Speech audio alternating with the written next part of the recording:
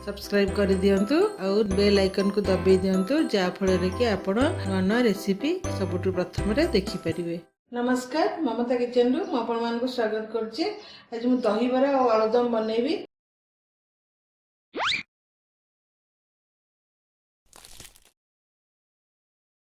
मु बिरी नहीं बिरीटा 6-7 घंटा बतुरे देकी भल कि बाटी देती बाटिकी 2 घंटा मु रखी देती आ लुण भी गोली देती एठी मु दही पानी नहीं दही पानी रे मु बराटा पकेबी मु दही देवी एठी नहीं कला लुण जीरा अदा और कंचा लंका ताको मु ग्राइंड करके दही बरा देवी चाट मसाला हिंगु जीरा लंका गुंड भुसुंगा पत्र और सुखिला लंका प्रथम रे मु ए जो दहीटा पानी पकेकी घोल दही बरा कर देछि ताको भल कि टिके गोली देवी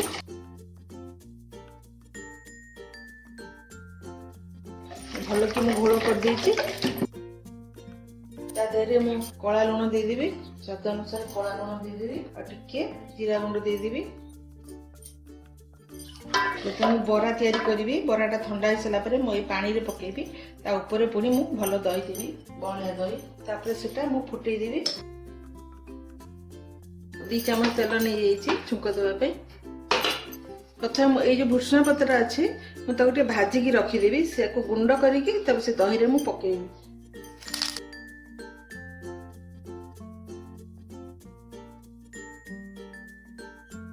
तापर सोरिष पकेबी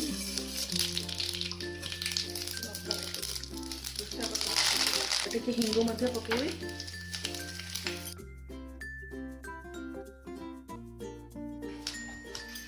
दही पानी मु करछि सेथरे इसे पकेबी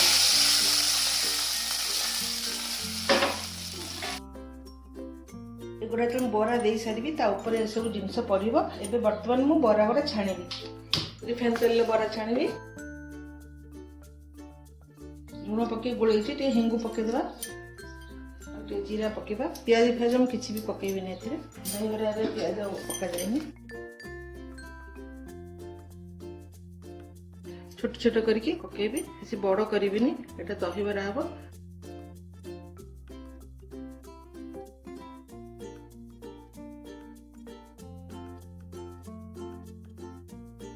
बराटा सब हाई आंच रे छाणीबे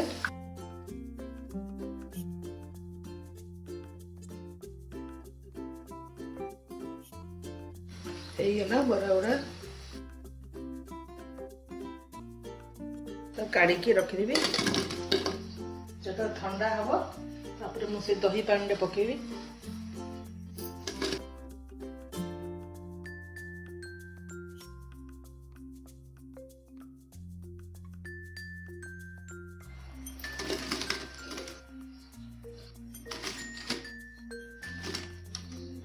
ये तो मु कला लुण पकई टिके साधा लुण भी पकईदेवी सबू बरा मु छाणी देइछि से मु सबू बरा पकईदेवी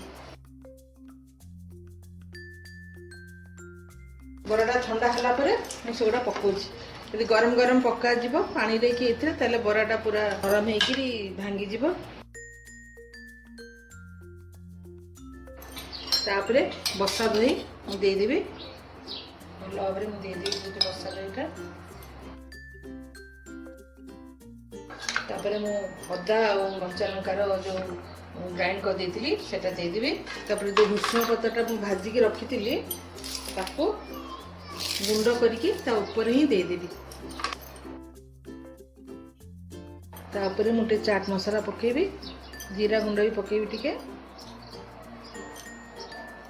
मुझे बेसी परिमाण रे होली करछि घंटे 2 घंटा एमती रखीदेवी भल कि संगे बतुरी जीव दही बराटा ता भितर मु आलुदम तैयारी करी अदा ढांकी रखीदेवी दही बराटा तो मु ढांकी देइछि घंटे सा रहिला पर तब आपण माने खाई परिबे किछि असुविधा नै ता भितर मु आलुदम टा करदेबी कटकी आलुदम आलू 1 किलो मु सिझे देइछि टिके बड़ बड़ साइज करके मु काटिछि आ पियाज 2टा बड़ पियाज नै जाइछि तेज पत्र लंका गुंड जीरा गुंड आ हळदी गुंड एठी 2 चम्मच चारमुक आ 1 चम्मच पोस्त मु चिकन करी बाट देइछि स्वाद अनुसार लूण नैछि एथिरे मु अदा रसुण दालचीनी गोलमरिच 2-4टा आ गोटे बड़ अळीच ताको मु पेस्ट करके रखी। आवश्यक अनुसार पानी देवी। तो तेल मु बसई देछि। तेजपत्र पकईदेवा। तेजपत्र पकईला परे पियाज पकईदेवा। पियाजटा पूरा भल लाल हवा देखे लुण पकईदेली पियाजटा जल्दी लाल हो देखो पूरा पियाजटा एमती भाव लाल हम। तापर मुझे हलदी पकईदेवी से जो मसला अच्छे जीरा पाउडर आ लंका पाउडर पकईदेवी। साथे अदा रसुण आ डालचीनी गोलमरिच आ बड़ अळीचर पेस्ट करछि ताको पकईदेवी। स्वाद अनुसार लुण भी देदेवी से ढांकीदेवा। आप घरे करेंगे ना केते सुंदर बास्ना आसुची आप जानीपर। तापर आम ये जो पोस्त चारमगर पेस्ट रखते से पकईदेवा।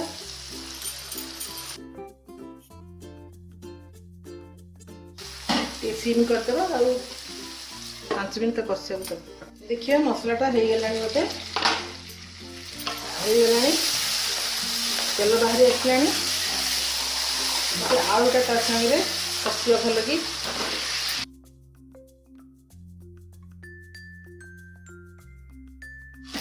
समय ढांकीदेवी।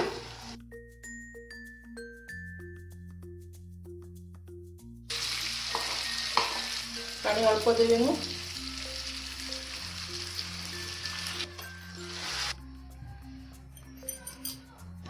ढांकीदेवी 5-10 मिनट तरकारी हो देखा। देखिए तरकारीटा फुटुची। तरकारीटा हो गला मुझे बंद करदेवी गैस। आलुदम भी हो गला दहीबरा भी हो गला। मुझे गोटे प्लेट सर्व करी। प्रथम मुझे दहीबराटा देदेवी कि दही पानी ता ऊपर देवी। तापर मु आलुदम देवी टिके पियाज ता ऊपर देवी टिके सेव देदेवी ता ऊपर।